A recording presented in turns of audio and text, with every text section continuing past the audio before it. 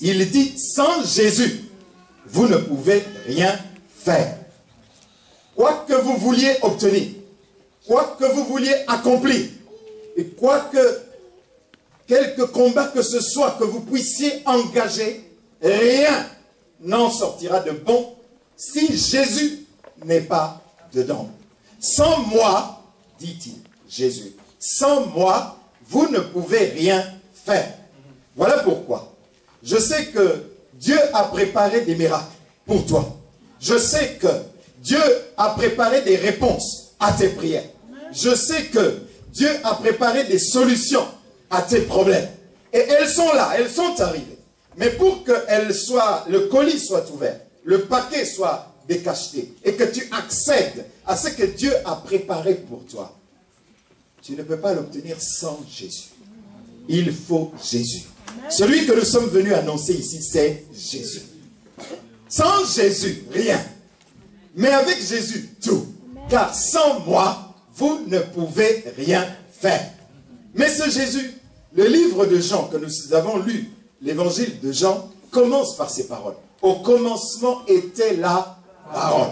Et la parole était avec Dieu. Et la parole était Dieu. Et rien de ce qui a été fait, n'est-ce pas le verbe faire, hein? Rien de ce qui a été fait, quelque chose a été fait. Toutes choses ont été faites. Mais rien n'a pu être fait, c'est ça qu'il dit. Rien de ce qui a été fait n'a été fait sans elle. Elle qui? La parole. Tu comprends? Et cette parole, quand tu vas plus loin, il dit, cette parole, elle a lui. C'est-à-dire, elle a brillé. Elle a brillé. Il y avait des ténèbres. On ne voyait pas clair. On ne comprenait pas. La situation dépassait. La situation était confuse. On ne savait pas comment se diriger. On ne savait pas comment s'en sortir. Mais quand la lumière est venue, quand la parole est venue, cette parole, elle a lui, n'est-ce pas? Elle a brillé. Et quand elle a brillé, la lumière est venue. Et alors, celui qui tâtonnait n'a plus tâtonné. Et celui qui ne voyait pas a vu. Alors celui qui ne savait pas s'il fallait qu'il aille devant ou derrière, à gauche, à droite, a dit non, c'est là le chemin.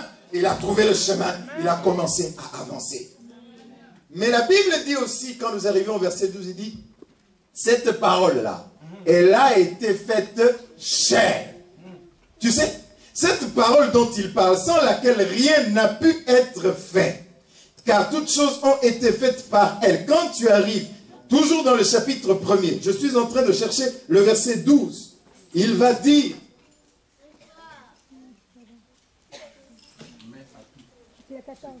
merci, verset 14. Et la parole a été faite chair.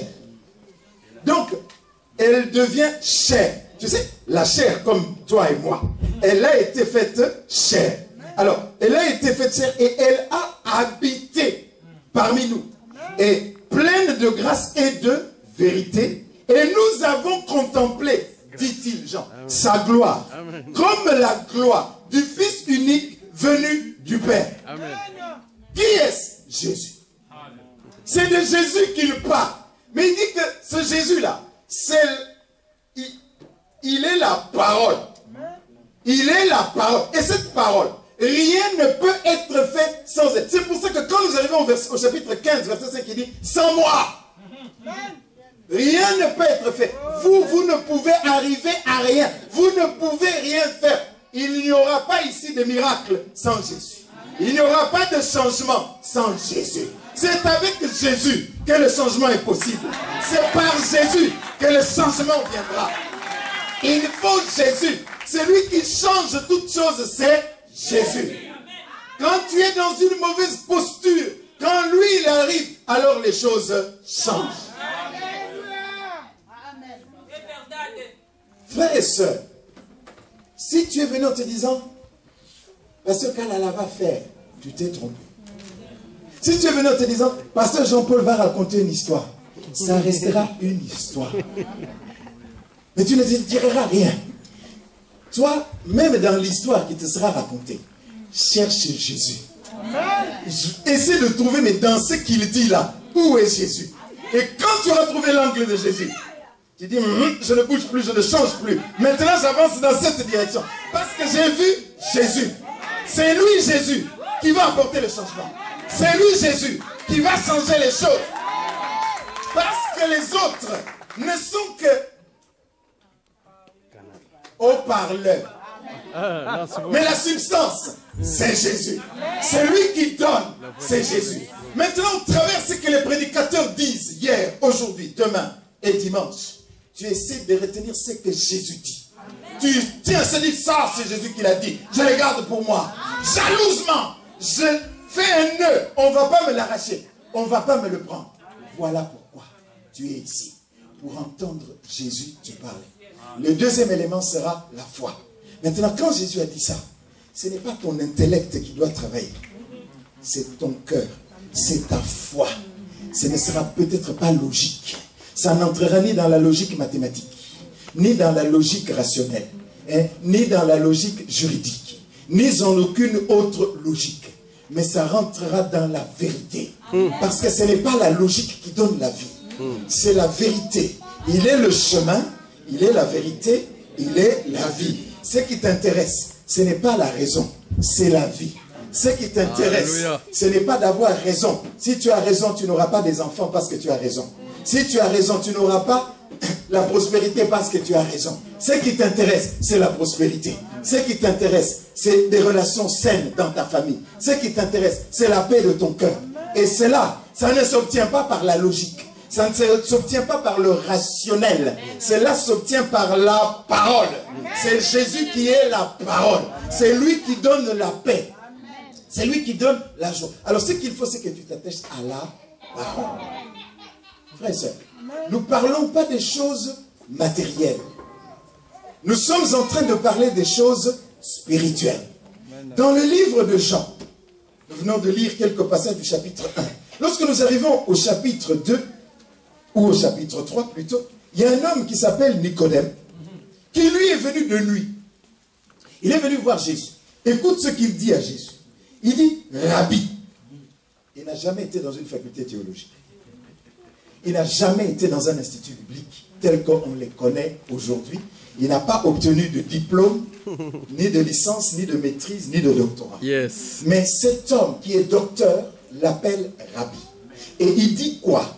Il dit, maître, c'est ça Rabbi, nous savons quoi? Que tu es un docteur, mais un docteur venu de Dieu. Pourquoi est-ce que je dis cela? Car personne ne peut faire ces miracles que tu fais si Dieu n'est avec lui. Donc, il avait observé Jésus. Et il entendait. Et de loin, lui-même s'est mis à suivre. Et il voyait des miracles.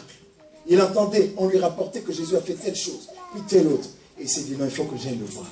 Et quand il est allé le voir, il a cherché à le voir. Il dit, il faut que je le rencontre. Il faut que je parle avec lui. Il a quelque chose que moi je n'ai pas. Mais il a quelque chose qui peut m'être utile. Toi aussi, moi aussi. Nous avons besoin de quelque chose. Mais quelque chose qui vient de Jésus. Quelque chose qui nous est utile. Quelque chose que nous n'avons pas. Il a pris des risques. C'est pour cela qu'il est parti de nuit. Parce que c'était un peu honteux que le docteur aille consulter celui-là. Et il dit, tu fais. Tu entends? Le verbe faire. Parce que ce que nous voulons faire, et ça, ce n'est pas la théorie. Cette théorie-là, s'il y en a, doit aboutir à ce que quelque chose dans ta vie change. Il faut que quelque chose change dans ta vie. Il ne faut pas que ça reste une parole simplement. Mais, crois bien, que la celle qui vient de Jésus-Christ ne peut pas rester une parole en l'air. C'est une parole qui change quelque chose si tu la reçois par le moyen de la foi. Et si tu sais l'actionner, alors quelque chose va se produire. Il dit, personne ne peut faire ces miracles que tu fais si Dieu n'est avec lui. En fait, le livre de Jean, c'est le livre qui nous parle de Dieu. Il nous parle de Jésus-Christ comme Dieu. Amen. D'autres livres vont parler de Jésus comme homme. C'est le cas de Luc. D'autres vont parler de Jésus comme serviteur. D'autres vont parler de Jésus comme roi. Mais Jean parle dans ce livre de Jésus comme étant Dieu. Amen. Celui qui fait quelque chose que l'homme ne peut pas faire. Celui qui a une puissance au-dessus de toute capacité de l'être humain. Un jour, frères et sœurs, nous sommes dans Matthieu maintenant, l'évangile de Matthieu.